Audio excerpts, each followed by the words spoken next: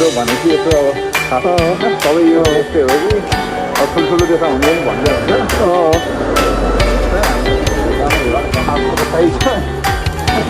अलिकति अजिब लाग्ने है, तर काठमाडौँमा यस्तै रोडमा हेऱ्यो भने त पुरा मतलब खचाङ खुचुङ छ नि त। यो चाहिँ चर्च जस्तो छ है, चर्चै हो।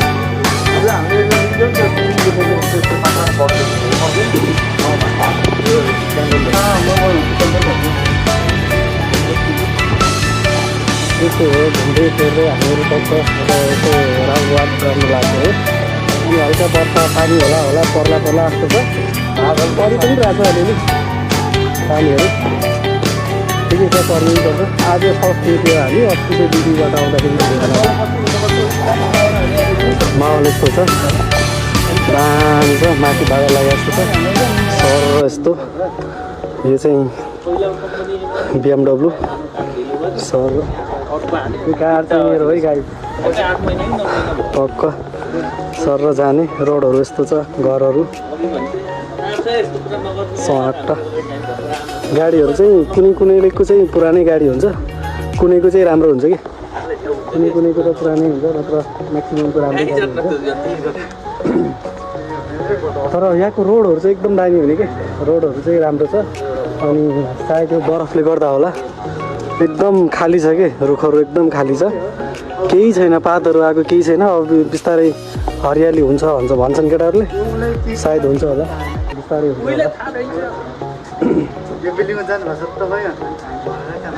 हामी चाहिँ यति आज निक्लेको है, सर निक्लेको।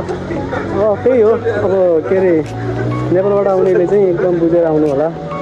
इभन दुबईबाट पनि तपाईँ अब प्रोसेस गर्न खोजिराख्नु भएको छ भने है, एकदम विचार गरेर गर्नु होला, किनकि यहाँ त्यति खासै कमाइ हुँदैन। सायद यो यसले गर्दा पनि होला, के अरे एजेन्सीहरू धेरै छ, सबै सप्लाई हो कि, even back to back supply जस्तो हो कि। यहाँ चाहिँ सप्लाई मात्र छ, अरू केही छैन।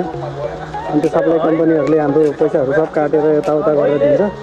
म्याक्सिमम् प्रोपरली ड्युटी दिँदैन होइन, ड्युटी दिइहाल्यो भने पनि त्यही मन्थमा एटलिस्ट के अरे 16, 17, 18 दिन ड्युटी दिन्छ। त्यो 18 दिन ड्युटी गऱ्यो भने अनि फाइदै भएन। स्यालेरी आउने भनेको तपाईँको 1800-1900 मात्र हो।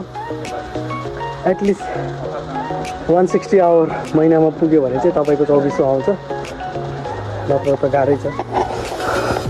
घरहरू यस्तो छ, यहाँ चाहिँ हल्का फ्लावर फुलिरहेको रहेछ, यो घरमा चाहिँ फ्लावर फुलिरहेछ।